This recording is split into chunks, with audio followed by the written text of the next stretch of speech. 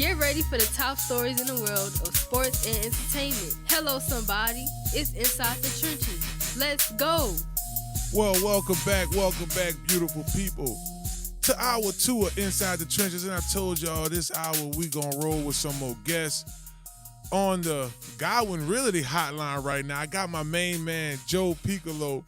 Y'all make sure y'all follow Joel at Joel in the Big Easy. Joel, I see you rolling out there. Look like y'all got properties under contract in like Slidell, across the city. How's it going in the world of real estate, my friend? I mean, dude, it's going well. Like we are in the most confusing time that I've ever seen in real estate because like you have high insurance, high interest rates, high everything. But then you also have ready and willing buyers that are out there. So the problem is that you just haven't had a lot of sellers who are willing to play ball as of yet. Like they're not willing to put the price of the house that makes it affordable, like taking into consideration all of these other different factors. Like you'll have some sellers your house is in a nice area, but like you got to look at all of these renovations. Like you got to look at all this because now that's what buyers are thinking. When money was cheap and easy to get, people don't really care about like the quality of the product because it doesn't really matter. It's like it's very cheap, or to get the money is very easy. But now that money is expensive, people are getting more selective on what they're looking at. I was just thinking about that. I was just paying attention, in particular here in Louisiana. It's like the cost of living is increasing at an all-time high, just like fast. But it seems like the minimum wage is just staying stagnant. So I don't get most of these homeowners that's selling or some of these, businesses that are selling products. With inflation being so horrible right now, you would try to make your prices a little more competitive. I don't know how they selling, to be honest with you. It's funny you say that about the real estate world, but I know who's definitely going to be selling some tickets this year, baby, and that's the New Orleans Saints, because I know a lot of the fans are excited. A new era on offense. Coach Clint Kubiak is now in full swings and getting everything rolling. But one person that has been getting a lot of news, Joel, has been Taysom Hill. During the Saints OTAs, we've seen Taysom Hill at wide receiver, tight end, running back, even fullback. Big note, Joel, 0 snaps at quarterback. Your thoughts on how they're using the Army Swiss knife in this new offense? Well, I mean, what it's basically saying is that because when people gave the term or gave the name to Taysom Hill, like a Swiss Army knife, I mean, he was, but he's not. We haven't seen to this degree. Like Clint Kubiak has come in and he's like, oh, so you're called the Swiss Army knife? Okay, so that's what we're going to do. Like, we're going to put you everywhere. Like, I've even read that Taysom Hill did get underneath the snap, and then Derek Carr's in the backfield, like as a running back. So it's like the craziest thing that you've seen, but it allows Taysom Hill to really open up and really show people like the effectiveness of him. So I'm really happy to see that Clint Kubiak, because we all knew about it. Like when Clint was coming into here, we understood, especially with Taysom Hill, that he was going to really take that name and really use it and show people like, okay, yes, Taysom Hill is a Swiss Army knife.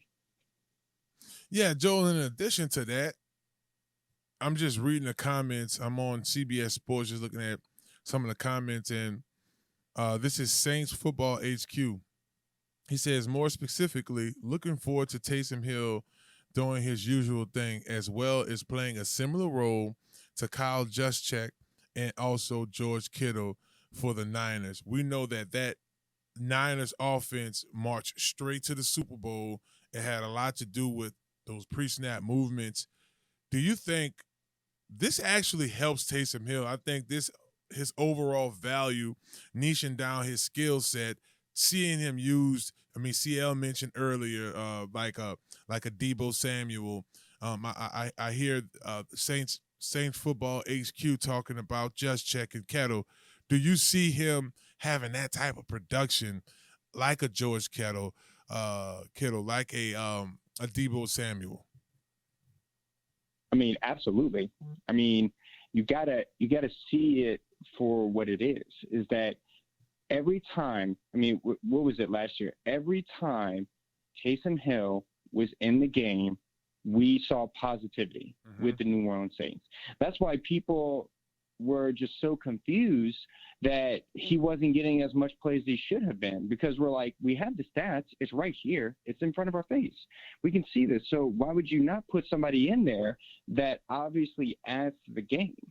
So not only one, I think when it comes down to it, I think that we're now going to probably see Taysom Hill probably, I'd say, 70 to 80% of the game, that whenever he's in play. Obviously, the 30 to 20% is just him like getting a rest and like making sure, because when you're doing all those different things, like you're doing wide receiver, tight end, special teams, quarterback, running back, all those things, it can play a toll on your body. So that's where I could definitely see him getting that much play and increasing to that much. Joel, I want to switch to the other side of the ball. If y'all are just tuning in to Inside the Trenches, it's your host, Marlon Favorite. Joining me on the Godwin Realty Hotline, I have my main man, Joel Picolo. Y'all make sure y'all follow him on Instagram at Joe in the Big Easy. If you're looking for a house, you're looking to sell a house, I mean, him and his team works rapidly fast. They get stuff done and in a hurry all the time. I was just surfing on the other side of the football in regards to defense and just thinking about some of the new pieces over there. And I'm like, I have a real estate agent on the phone that comes on my show, but he played linebacker in high school. I've been hearing great things about Willie Gay. You know, he's someone who brings a little more athleticism to that linebacking core, and in my opinion, solidifies it, being the fact that he's just won a Super Bowl with the Kansas City Chiefs. He brings that winning spirit to the team. You know what I'm saying? And just, we need that energy here. Oh, yeah. I mean, think about the stuff that Dennis Allen has been saying about him. It's just, you already said it, athletic. Second thing is fast. And third thing is intelligent. So this is a guy who's been not only been in the league for a few years now, but he's played on one of the best teams in the NFL.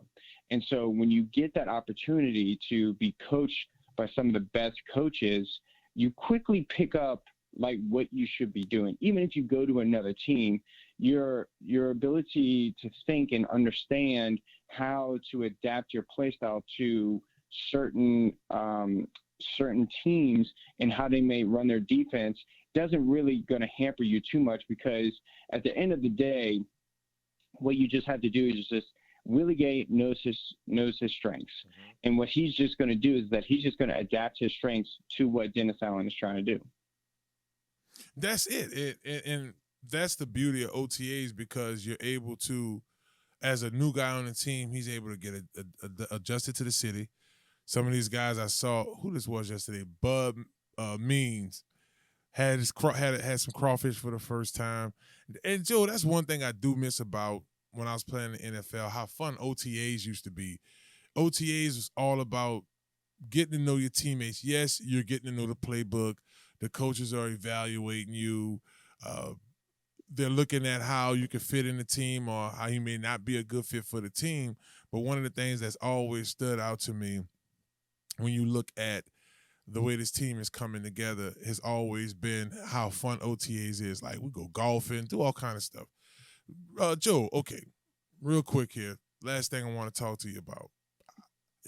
You know, we'll go on Google, we'll search, and I came across this Bleacher Report. They were talking about cornerback duels, right? So they're just going across the league. But you have what's his name, Brand and Diggs out there, Dallas, and then down here in New Orleans, they mentioned Parsons or Debo, but they said Alante Taylor. They did not mention Marshon. Now, of course, Coach Allen has said, hey, we're not buying, don't buy into that. He's on his team. But do you see this article being one of those pieces where, man, are they looking at the future of the Saints' cornerback room? Or do we see something happen here in June with Marshon in terms of possibly being traded to another team? I mean, I highly doubt that we're going to see Marshon Lattimore getting traded. They made it abundantly clear. Like, I don't know why people keep bringing this up. Like, I think it's just to a degree they can't think of something to talk about, so they're just like, why do we bring up Marshon Lattimore? Like that hasn't been talked about in maybe 2 seconds, so let's just bring it up again. And everybody has said, like, clear, simple. It's not that they like, and this is what people jump on, is that they did not Mickey did not say we will never trade Marshon Lattimore. What he said was that if we get a too good to pass up offer, yeah, we'll look into it.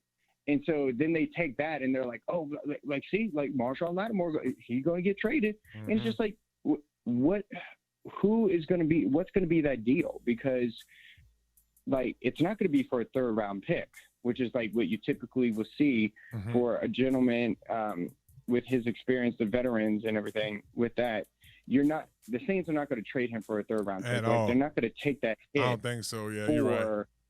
The dead cap and everything. So that's my whole thing is that Marshon Lattimore is here to stay unless like the Saints get an amazing offer, which it could happen, but I highly.